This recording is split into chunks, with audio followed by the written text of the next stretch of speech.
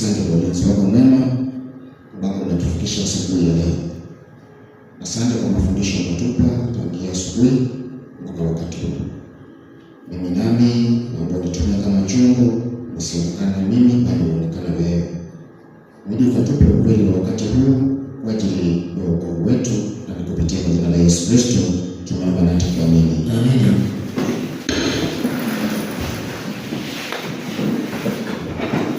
Yes, Bwana asifiwe. Amen.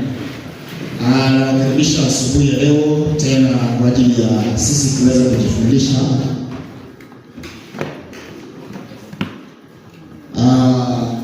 kile kipindi ambacho nilikuwa nimepewa.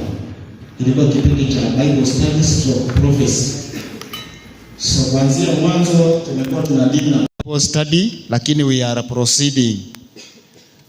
proceeding or transiting polepole tunapoingia katika Bible prophecy. Kwa hivyo tunabadilisha gia polepole tukiingia katika Bible prophecy.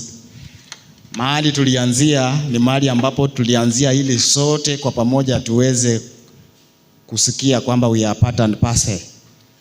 Lakini si mahali ambapo ningependa kuanzia kwa vijana kama nyinyi, kwa sababu hayo ni mafundisho ambayo lazima muwe mshajua tayari.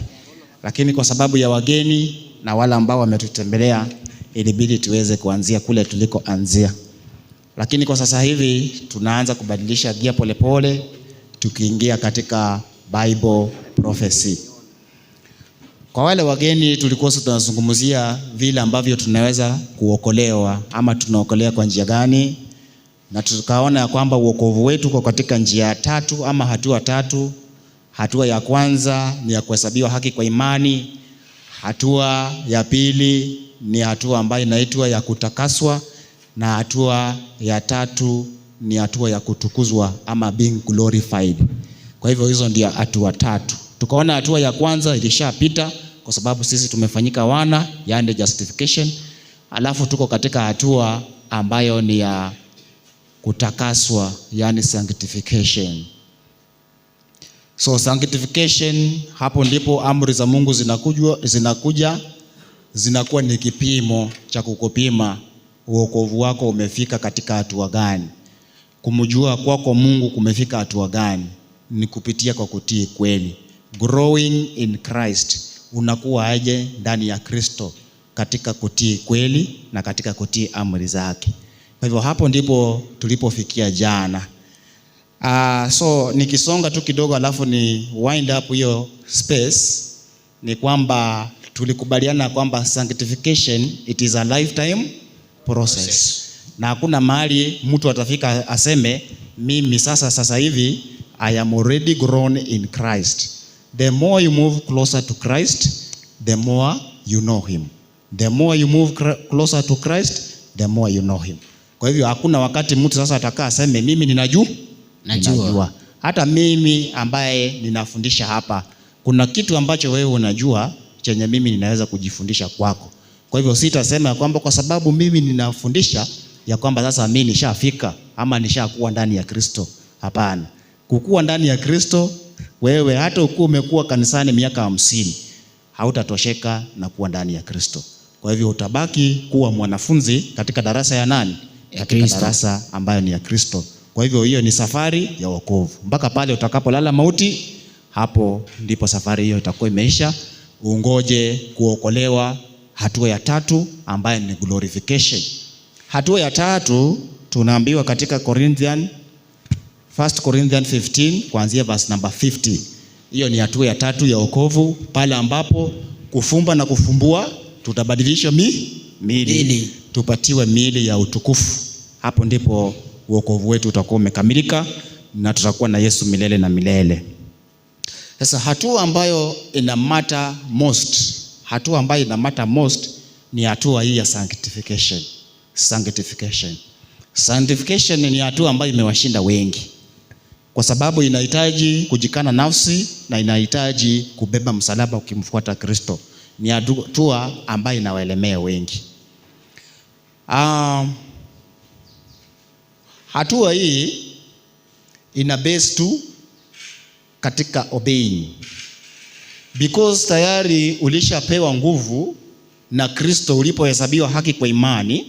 Sasa kile ambacho Kristo anataka kutoka kwako ni obedience to his word. Alisema katika kitabu cha John 14:15, mkinipenda mtafanya nini? Mtazishika amri zangu. Akasema katika John 15:10, akisema mkifanya nini? John 15:10, yule anayetusomea inasema 15 mstari wake wa 10. Twende. Inasema hivi, ndio, mkizishika amri zangu, mkizishika amri zangu, mtakaa katika pendo langu, mtakaa katika pendo langu, kama vile mimi nilivyozishika amri za Baba yangu na kukaa katika pendo lake. Asante. Kwa hivyo the true followers of Christ are identified by keeping his commandments. Si kusema kwamba aligongomelea msalabani. There are two set of laws, the law of Moses and the law of God. The law of Moses, it was about the law of ordinances. Zilikuwa zinahusiana na kafara zilizokuwa zinatolewa, zilikuwa zinahusiana na mambo ambayo yalikuwa yanahusiana na the sanctuary. Kwa hivyo hizo law zote, kwa sababu zilikuwa zinampoint Christ, so Yesu alipokuja akaziondoa na akagomelea msalabani. It is not about the 10 commandment ambazo alifanya nini? Aliziweka pale msalabani. Hii unaweza soma Colossians chapter 2 kuanzia verse number 13. Ukifika 14 ama ukifika 16 ukutana na mtu wa Jumapili, mjadiliane. Mtu wa Sunday itakwambia nini? Mtu asikuhukumu. Mtu asimhukumu kwa sababu ya Sabato. Yani hajaangalia vyakula, hajaangalia miandamo ya mwezi, lakini ameruka kwenda kwa Sabato. Kwenda kwa Sabato. So swali hilo liko na aina mbili ya kujibu, si ni kweli? Mhubiri anasema kama mtu anaonesha njia ya kufundishika, unaona kweli huyu mtu anataka kutafuta hekima, utatumia mbinu ya 1 Peter chapter 3 verse 15. Hiyo mtakaa chini umueleze. Lakini kama anataka kubisha, mbeni unatumia mbinu ya mhubiri anasema umjibu mpumbavu kulingana na upumbavu wake. Upumbavu wake. Sasa hilo swali liko na majibu ngapi? 2. Inategemea na yule anayeuliza. Na fikiri mtumishi Murangiri yako pale. Anaposimama pale kwa uwanja, kuna aina ya watu wanaokuja kuuliza maswali. Kwa sababu akikushinda kwa uwanja, si mkutano utafunga. Hakuna watu watakusikiliza, na hiyo utakubali kweli? Kuaibisha imani. Kwa sababu ya mtu mpumbavu atumjibu katika hekima, hapana. Utamjibu kulingana na upumbavu wake. Sasa njia ya kwanza akikuuliza, mtu asikuhukumu kwa sababu ya Sabato, si ndio? Sasa wewe unamuuliza uko na hiyo Sabato? Atakwambia nini? Hana. Kwa hivyo hiyo andiko imzungumzie yeye. Hiyo andiko inazungumzia yule ambaye ako na nini? Ako nayo. Yule ambaye ako na Sabato asihukumiwe. Sasa yule ambaye hana ndiye anachukua Sabato, anasema asihukumiwe. Sasa hiyo ni kumjibu mtu kulingana na upumbavu wake alivyouliza. Kwa hivyo iko na haya maswali mawili. Sanctification,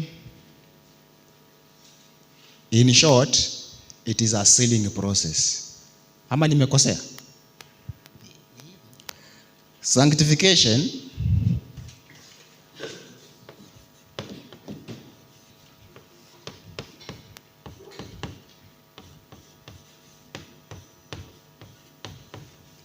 equals to sealing.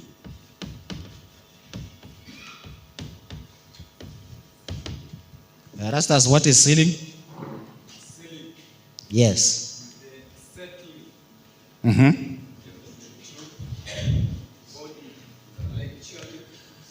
So unajua tu sheria yetu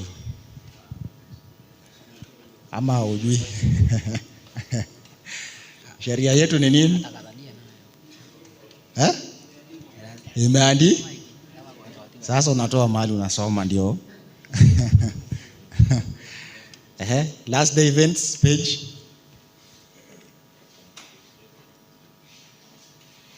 Erastus. Unajua hivyo ndio watu watakuwa mbele ya makoti wakati utapelekwa kutetea So unajua koti, it is substantial evidence. Hawendi kuzungumza hapo story. Unaambia judge fungua Hosea 5:6. Anasoma, anaona kweli iko hivyo. Unamwambia tuko na vitabu ya roho nabii, fungua ukurasa fulani. Anafungua, anaona iko hivyo. Lakini uende umwambie story ati nasema na hakuna mahali umetoa. Na hivyo ndio watu watashinda kutetea imani. Hivyo ndio watu watashinda kutetea imani. Ni kweli unajua tu vizuri Sabbath ni Saturday. Unajua tu vizuri. Lakini ile wakati sasa utafungwa, ushikwe. Uambiwa sasa, hebu tuambie Saturday ni kitu gani? Nasema nini katika Biblia? Hebu tujengee hoja. Unaanza kukuna, sijui ilikuanga chapter gani? Ilikuwa kitabu gani? Si utafungwa? Lazima umeshindwa kutetea imani. Ndio. Na Yesu amesema yule atakayeshindwa kutetea imani mbele ya watu, atakayeaibika, yeye naye hata mtetee mbele za nani? Mbele za Mungu, mbele za Baba. Spirit of prophecy, kuna kitabu kinasema ya kwamba the Holy Spirit cannot remind you that which you have not or never read. Roho Mungu hata kufundisha kitu ambacho hujawahi jifunza, ukawa na experience nacho, hawezi kukukumbusha. So ni hivyo watu watasema, hata mimi sikukuwa hapo, nilikuwa napita tu hapo kwa hiyo crusade, nilikuwa naenda kwa duka. Nilikuwa naenda kwa duka. Mimi sijui hao watu. Kwa nini? Utashindwa kutetea? Utashinda kutetea. Sasa hiyo si hoja. Nilikuwa nasema ya kwamba sanctification equals to sealing. Then sealing is settling into the truth both intellectually and spiritually so that you cannot be moved. Unajua kuna watu wanakuwa moved.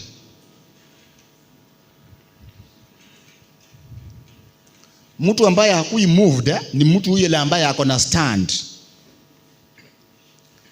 Enoch, mtu wa kusita, mtu wa nia mbili.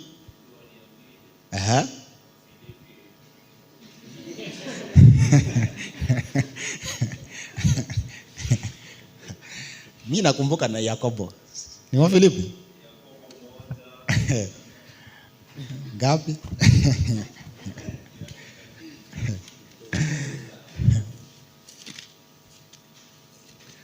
Na wewe resta hujatupatia yako? 2:19. Okay. Sawa.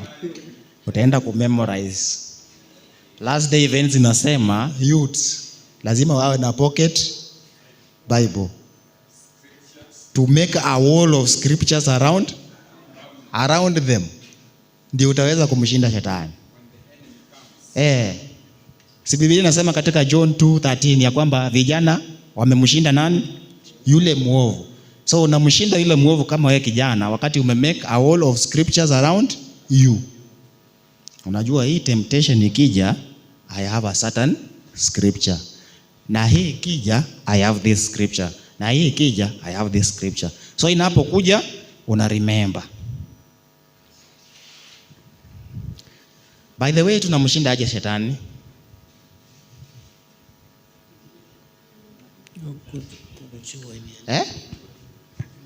It is written, it is not enough.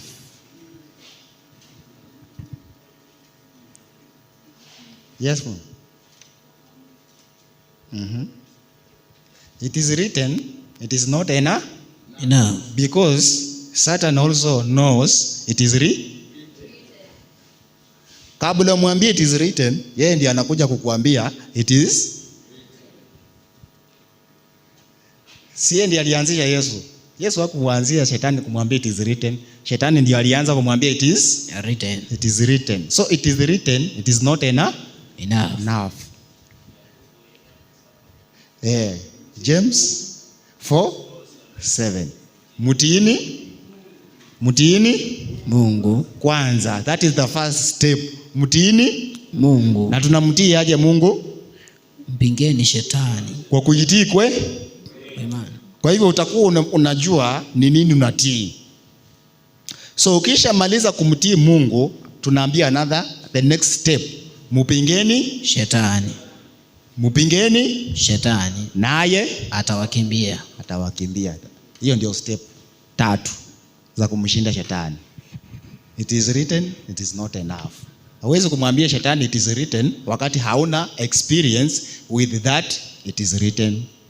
Kama hujamtii Mungu with that it is written, shetani akija hawezi kwenda. Utakuwa kama makanisa ya huko nyumbani kwetu, wanagonganga mguu chini, riswa. Shetani anaweza enda kweli? Sasa vile hawezi kwenda tu pale, ni vile wewe unaweza kumwambia it is written wakati hiyo it is written haijakuwa experience yako. Kama ni experience yako, ukimwambia it is written, it is powerful, ataenda. Lakini kama si your experience, hata umwambie mara ngapi hawezi, atakuangalia tu, hataenda. So sealing, it is the settling into the truth both intellectually and spiritually so that you cannot be moved or shaken. Ndio maana nilisema lazima uwe mtu wa stand. Lazima uwe mtu wa msimamo. For the few days tumekaa hapa, nimeona wengi hawana msimamo. Sijasema wote, nimesema wote kweli. So huenda hao wachache ni lakini mimi nimesema wengi hawana msimamo. Na Danieli, wale vijana wengi wenu mmepita the age of Daniel wakichukuliwa into captivity. Walikuwa ni vijana wadogo, but they had their stand. Walikuwa na stand. So ukiwa mtu wa stand, unajua kile ambacho inastahili ufanye. For example,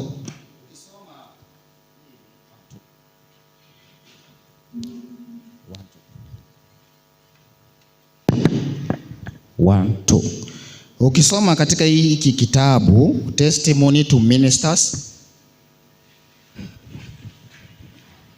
page 508, the paragraph number 2, inasema,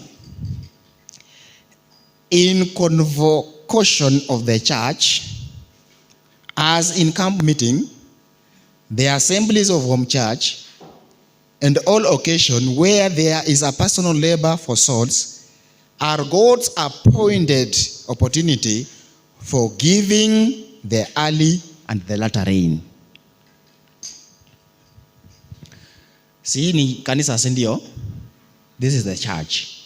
And then kuna camp meeting, and then kuna kanisa lile la Sabato kawaida, and then kuna mahali ambapo kuna hubiri, crusades. So tunaambia kwamba these are the avenues ambazo Mungu ana mimina roho wake mtakatifu. Mungu hata mimina roho mtakatifu ukiwa umelala kwa kitanda. Mungu amimini roho mtakatifu ukiwa unakula.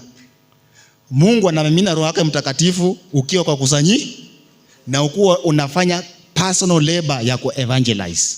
Hizo ndio opportunities ambazo Mungu anafanya nini? Anapeana the latter rain.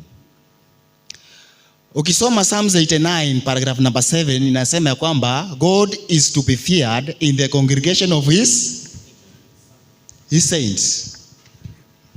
Mungu ni wa kuogopwa katika parasani pa watakatifu wake. And then Paul anatuambia katika 1 Timothy 3:15 anasema, nikikawia upate kujua jinsi iwapasavyo watu kuenenda katika nyumba ya Mungu iliyo nguzo na msingi wa kweli. So wewe kuja kukaa kanisani, hiyo haijalishi shetani. Kitu inajalisha shetani ni ujue your way of contact in the congregation. Hiyo ndiyo ya maana. Na hapo ndio watu wengi watakosa mvua ya masika. For example, kunaweza kuwa na mtu saa hii analala, si ndio? Sijui kama analala, lakini kuna uwezekano awe analala. Na tumeambiwa kwamba through the congregation, these are the avenues of the outpouring of God's Spirit. Ule atapata? Ataweza pata? Hawezi kupata. Sasa nilikuwa nasema mtu kama huyo hana msimamo, anasimamia kitu gani? For example, the question of the Sabbath. Tunaambia kwamba Sabbath is the great test. It is the great test.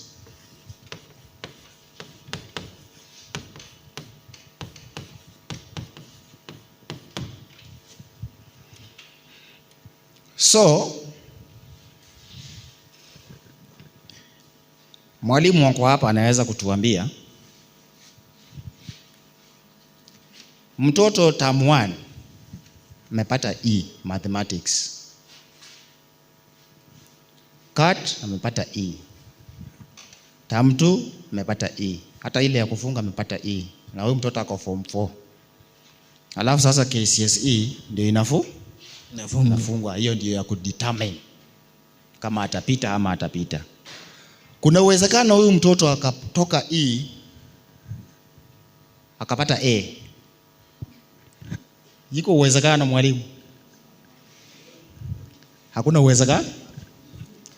Hakuna uwezekano.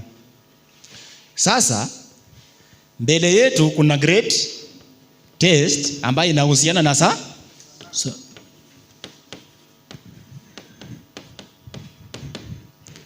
So hiyo great test ita involve also no buying, no selling, and no selling.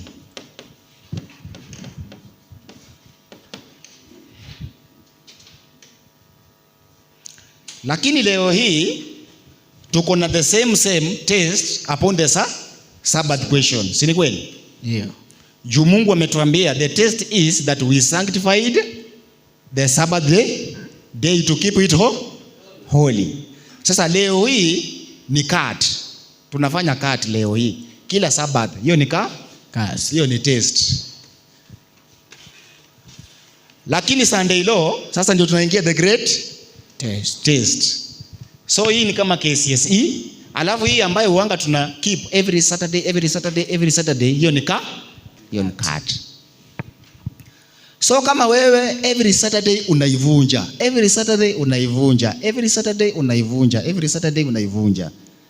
is it possible for you to escape the mark of the beast? No.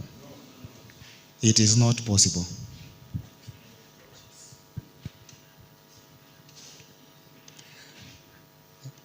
So ile kitu ambayo Wasabato wengi tunafanya ni recording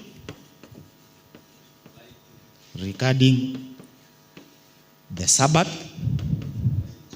Lightly.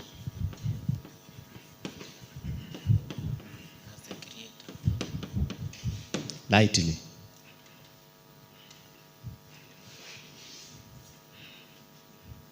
Unaivunja kuanzia nyumbani kwako, alafu makosa makubwa zaidi unakuja kanisani tena unaivunja. Hapo tu ndani ya kanisani unaivunja.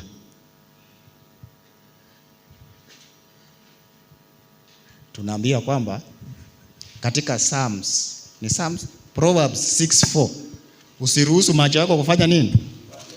Kupata usingizi. Mtu anakuja Sabato anavuruta usingizi ile hujayeona.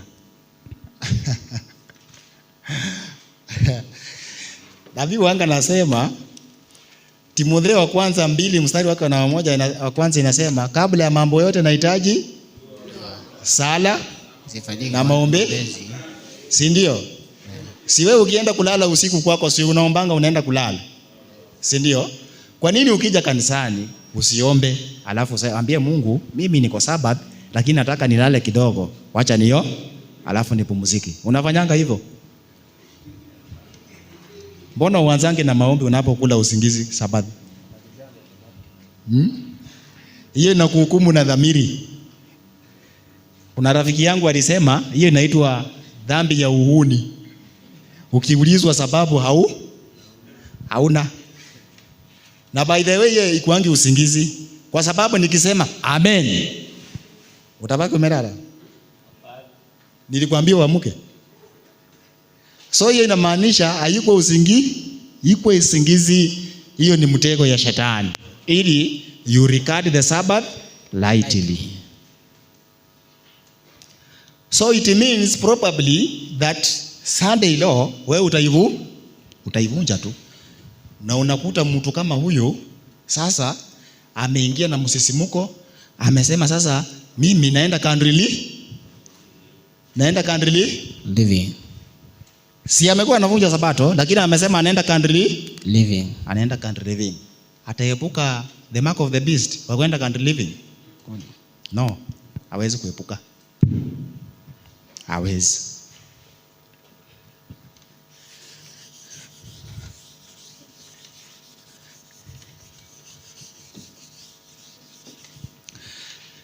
Hii sanctification inatupeleka kwa kitu ambayo inaitwa Laodicean message. In the book of Revelation chapter 3 and verse number 14 to 21.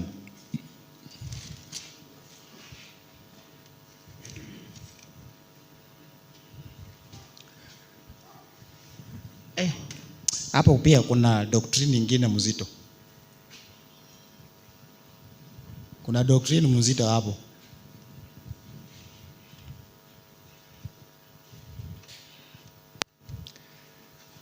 Are you in the Laodicean church?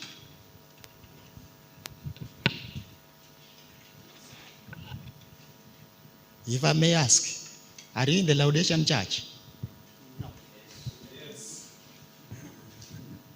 Wangapi wanasema we are in the Laodicean church? Wangapi wanasema we are not in the Laodicean church? We are in which church? Philadelphian. Okay. We have Philadelphia.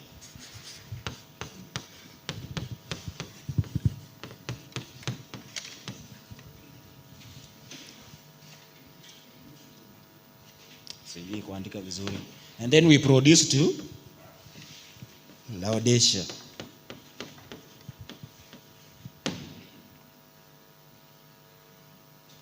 So those who are not in the Laodicean church, are you concerned about the Laodicean message? Does it concern you?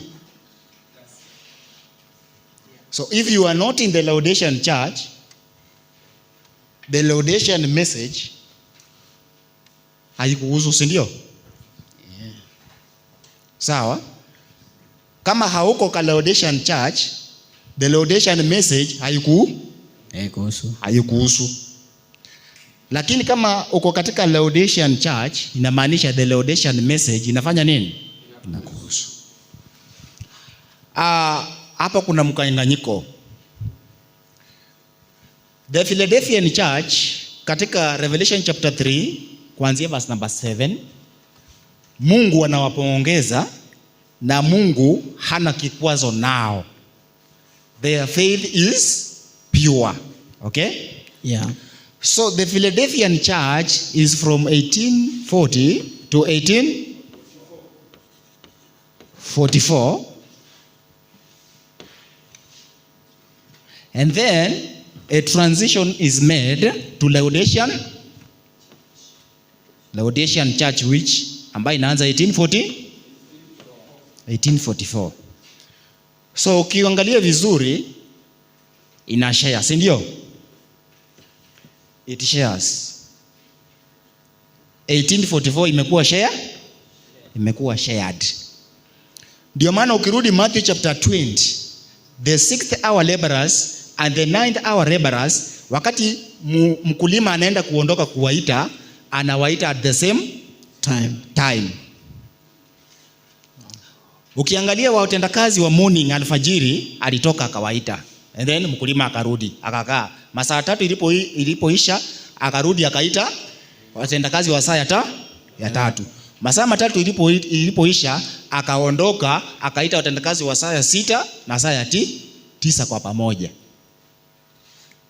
Meaning after the great disappointment, wale ambao walikuwa ni the Philadelphian church, they are the same people ambao walitengeneza the Laodicean church. Inamaanisha the foundation of the Laodicean church, foundation yake ni ya Philadelphian church. So what we are called to take from Philadelphian church, it is their foundation. But the Laodicea means God is my judge. Inamaanisha ni kanisa ambalo lilitransit wakati Yesu alikuwa anaingia into most holy place kuanzisha an investigative judgment. So are you living in the history where God is our judge? He's continuing to judge. So we will lie under which church? Under Laodicean church. But our foundation is the Philadelphian church. The Philadelphian church. That's why ukisoma 21 MR 437 paragraph number 1 inasema all the messages preached from 1840 to 1844 must be made possible now.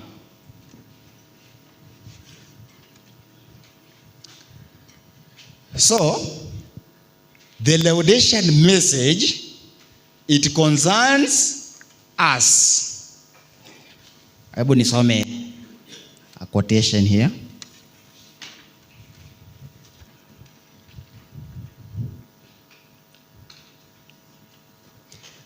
About the Laodicea. Naomba unisomee kitabu ambacho kinaitwa Testimony to the Church Volume 1 page 186 the paragraph number 1. Testimony for the Church 186 the paragraph number 1. Testimony. Inasema hivi. Unajua mimi naona kuna wengine they don't bother even writing. Yes. Volume 1 inasema 186 paragraph 1 inasema ndio, I was shown that the testimony to the Laodiceans applies to God's people at the present time. Who are God's people at the present time? Sisi. Sisi. Na tunaambia kwamba the testimony of the true witness to the Laodicean church applies to God's people at the present time. And the reason it has not accomplished a great work is because of hardness of the heart. Ndio. But God has given the message time to do its work. The heart must be purified from sins which have so long shut out Jesus. Okay. This fear. Kidogo tu. The problem with this church is that there are sins in the heart, which is shutting Jesus away outside.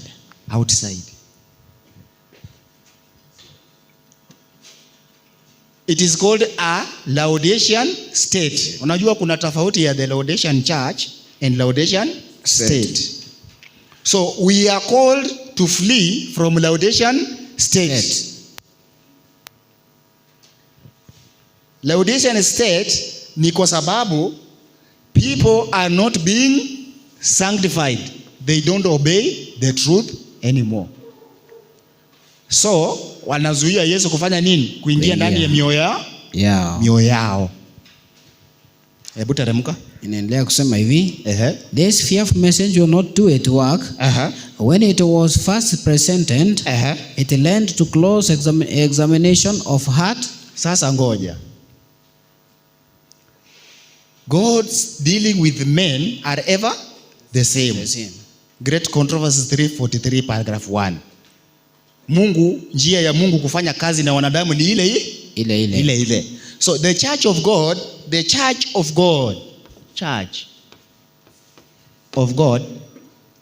does not change. Ama inabadilika? The church of God does not change. What changes are the laborers. Mungu anawaondoa. Kama watakataa, nisomee Last Day Events 59 paragraph number 1 or 2. Kanisa la Mungu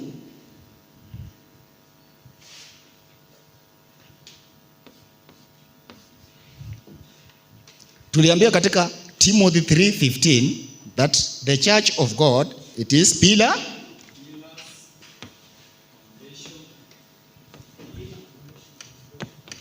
pillars and foundation of truth.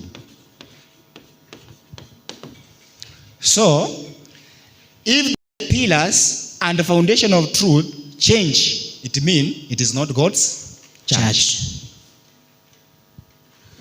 Ukileta pillars na foundation za uongo, hiyo si kanisa ya nani? Ya Mungu. Hiyo si kanisa ya Mungu, usijitambulishe. Na hiyo ndio imefanyika na SDA nominal under General Conference. Wamebadilisha nini? Pillar and foundation of truth. They are not even Laodicea church.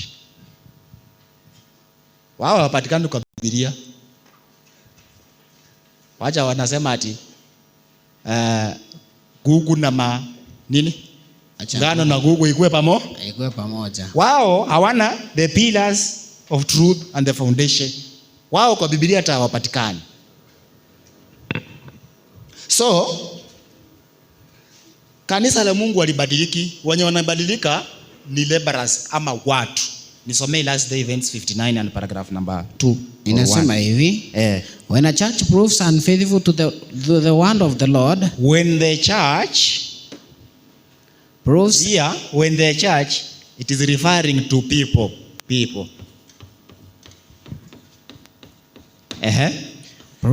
Proves unfaithful to the word of the Lord, proves to be unfaithful to the pillar and foundation of truth.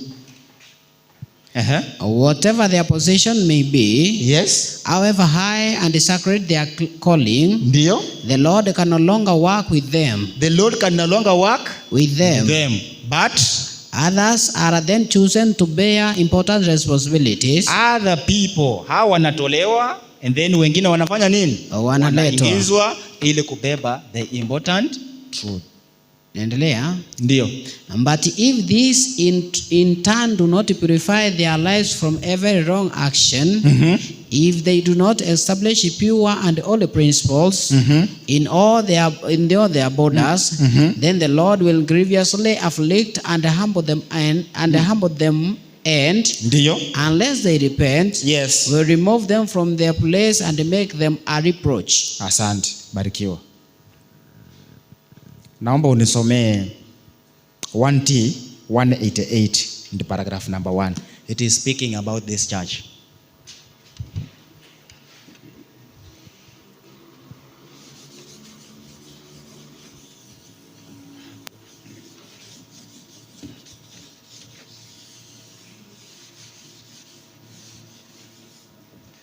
Umefika?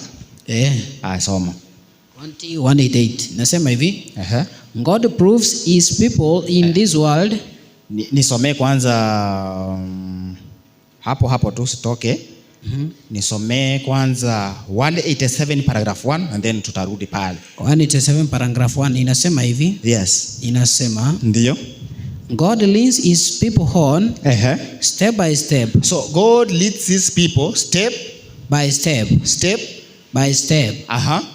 He brings them up to different points. Points. Twende. Calculated to manifest what is in the heart. Calculated to manifest what is in their heart. In the heart. Some endure at one point. Kuna wengine wanaendure at one point. Yeye kwa dress reform ako sawa, lakini ikikuja kwa diet reform hayuko sawa. Yeye kwa Sabbath reform ako ako sawa, lakini akipelekwa another step anakuwa hayuko sawa, hayuko sawa. So Mungu analeta watu wake at different calculated steps to prove what is in their hearts. Twende. So now, some endure at one point, but fall off at the next. Ndiyo. At every advanced point, the heart is tested and tried a little closer. Ndiyo. If the professed people of God find their heart opposed to this straight work, it should convince them that they have a work Ndiyo. to do to overcome.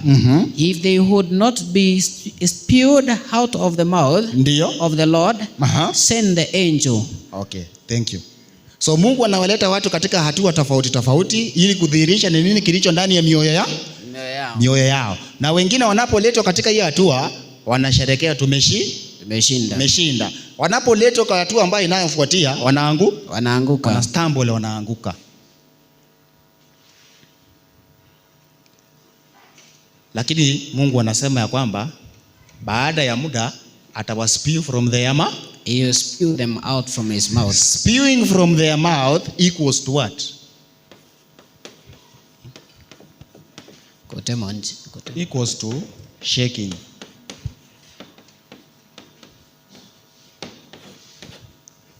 We are in the shaking time. Spewing.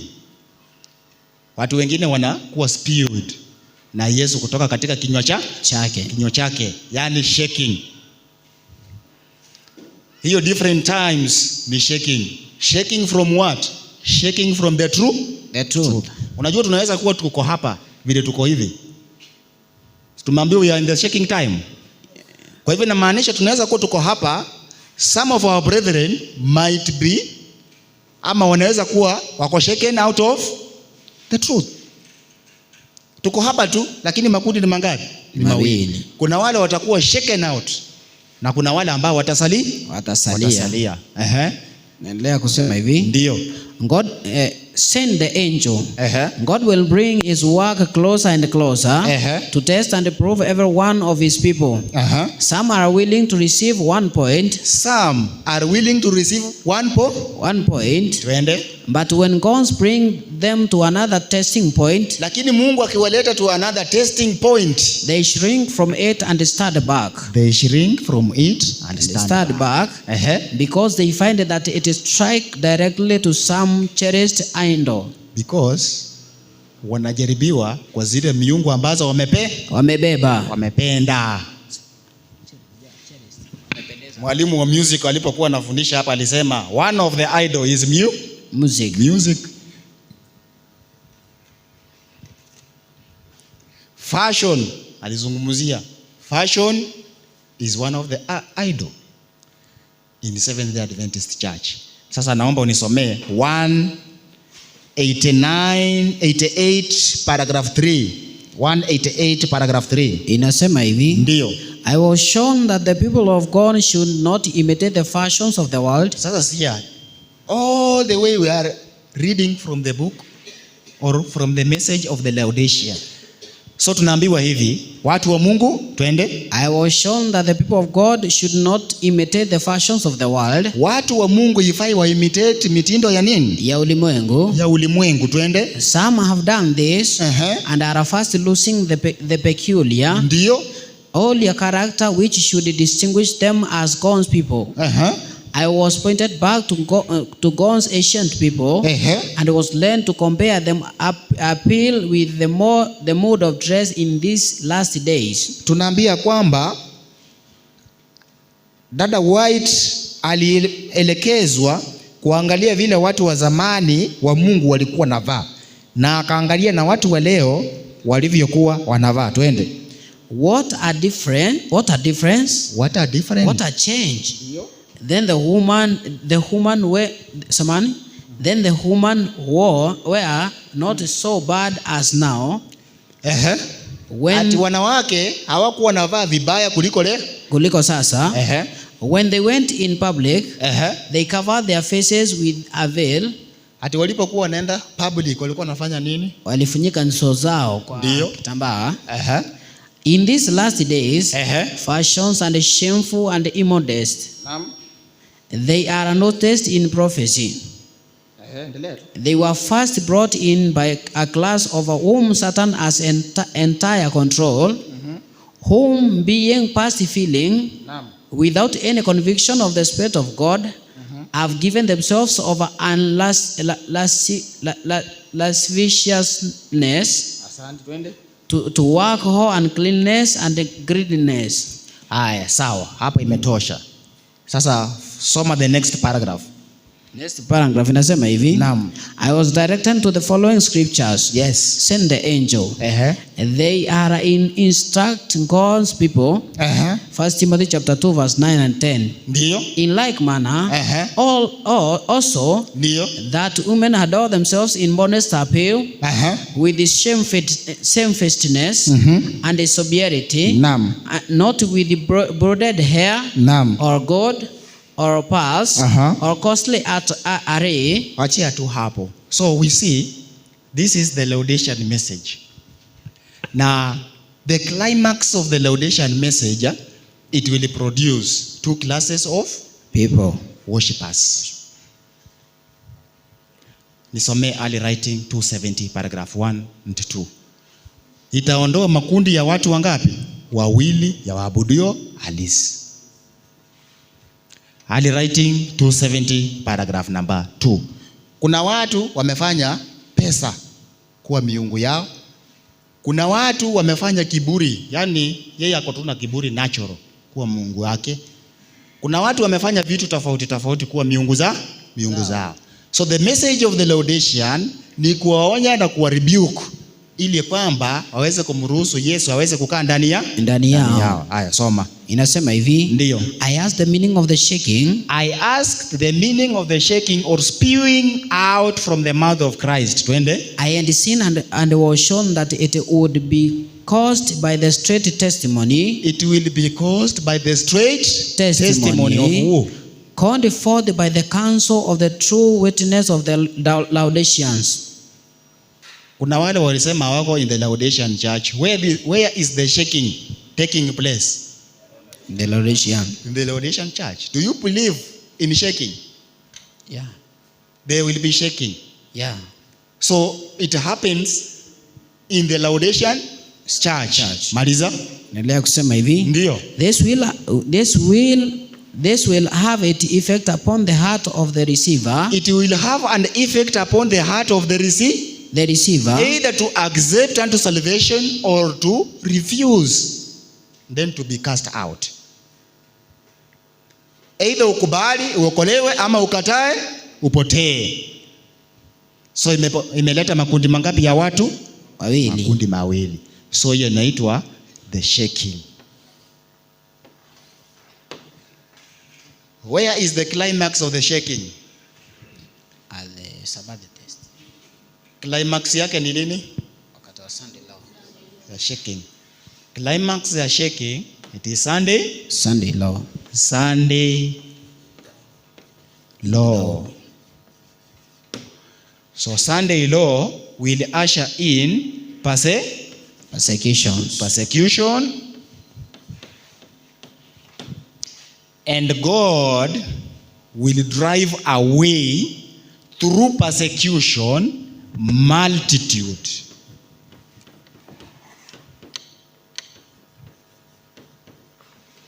Like dry leaves.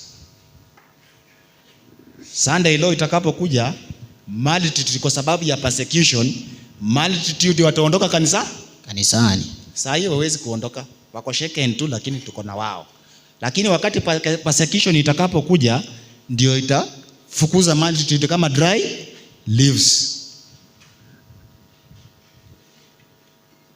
Sasa itakapofukuza hawa kama dry leaves, the church militant Will be just triumphant. It transit into church Just triumphant.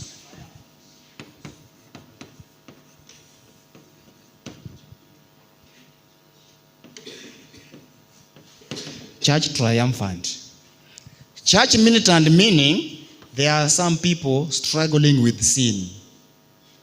Church triumphant meaning people have overcome sin. They have overcome sin. And they are ready to be sealed. And they are ready to receive the latter rain and outpouring.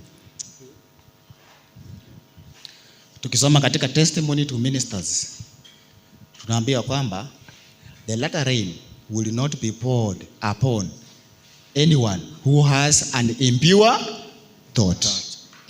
Hakuna. The latter rain haitakuwa poured upon everyone ambaye hajashinda every besetment. So simuona Mungu amekuwa analeta watu at calculated steps to point out what is in their heart. So wanapoletwa katika hiyo step, inastahili waangalie ni nini ambacho kiko ndani ya moyo. Kama hakihitajiki kukaa ndani ya moyo, wanakiondoa. Mungu anawapeleka to another step. Wakiangalia wanaondoa. So unaona there is a process of overcoming. So wakati watafika the final shaking at the Sunday law hapa, wale ambao wamekuwa wanashinda wana transit to church triumphant, na hivyo they are ready to be sealed and to receive the latter rain. Na hiyo latter rain ndio inaenda kuwasaidia. Latter rain inawasaidia for only two things. One, inawasaidia for the loud cry. Kuhubiria watu 3,000 na mdomo huwezi. Vile mitume walifanya. Kuwahubiria na ni wenye waliamini ni 3,000 na wenye walisikia si kama 10. Yeah, na zaidi. So wanahitaji power. So the latter rain itawasaidia kupeleka their message with great power. Second,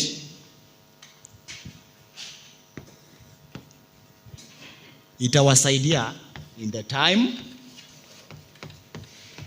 of trouble.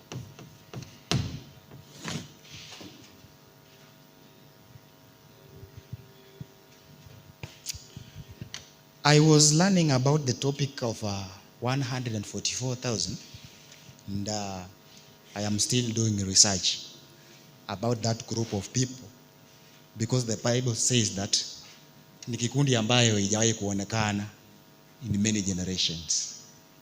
Yes? Uko na hiyo quotation? Okay. Ni watu ambao hawajawahi kuonekana in many generations. Yeah, all writings. You have it. Yeah. All writings 2014. Testimony. Yeah, 144,000. Yeah. Utasoma tu baadaye. So it is a specific group of people that heaven is interested in. Now, it is not an easy way to be among them. So I think after shaking, it is going to produce that number of people. One of their characteristics that continue to study is that they are the people that are going to undergo Jacob's time of Trouble. Then 2, they will undergo through the plagues and stand in the face of the Holy One without a mediator.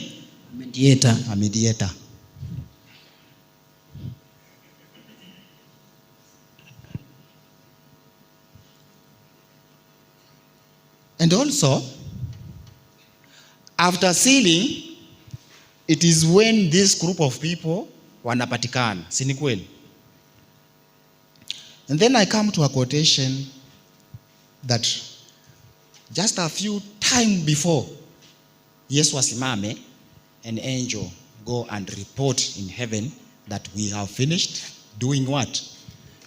Sealing God's people. I encourage you to go and read about it. Although we have been warned. Watu wasiingie katika mambo ya kujua 144 consist of who and who. Lakini tuliambiwa the time will come will come when we shall know. So wakati unapokuja tunasoma ile wakati unapokuja tunajua ni akina nani. Nimesema hivyo kwa sababu ya fundisho la sanctification ya kwamba we must obey all the truth that God is giving us at this time. So that hatutakuwa shaken out and so that we will be sealed and receive the latter rain. Yes, my brother. Unajua umezungumzia 144,000. Nilijua tu. Time of trouble, loud cry. Yes. Na ili fundisho mimi limekuwa likinisumbua kwa muda. Fundisho gani? The 144,000. Kwanza Yesu anaanza katika kitabu cha Mathayo. Sijui nisome fungu kama 2-3 alafu nikuulize swali. Kama utakuwa na uwezo wa kunijibu nijibu. Unataka kuniuliza kwa 144,000? Yeah. Nimekwambia bado it is in study. Ni somo ambalo linaendelea in study. So sitakupatia conclusion ambazo sijamaliza. So hata mimi I am undergoing research na itafuta. Sawa. Labda kwa ile ambayo tumezungumzia about shaking sanctification unaweza kuniuliza kuhusu hiyo. Sawa. Ni somo ambalo lina undergo a study na najua it has a controversy, ni kweli? So haifai produce 2 classes of people hapa when we have to unite.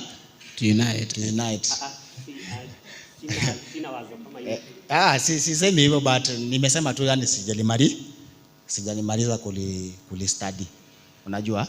But an important part on that is that we have to strive to be among them.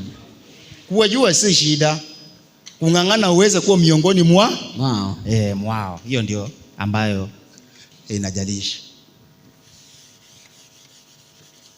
So all this process of sanctification was taking place in the holy place of the sanctuary.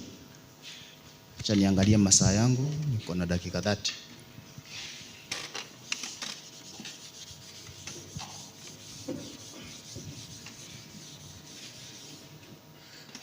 So tunapoingia into the most holy place, hatua ya mwisho ya wokovu wetu tumeambia kwamba ni translation.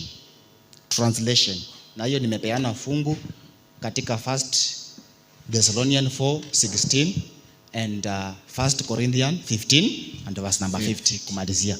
Hiyo ndio hatua yetu ya mwisho ya wokovu wakati tunakuwa translated, that is glorification. Because tutafufuka na miili ya utukufu. So tunapoingia into the most holy place, now safari yetu imeanza sasa.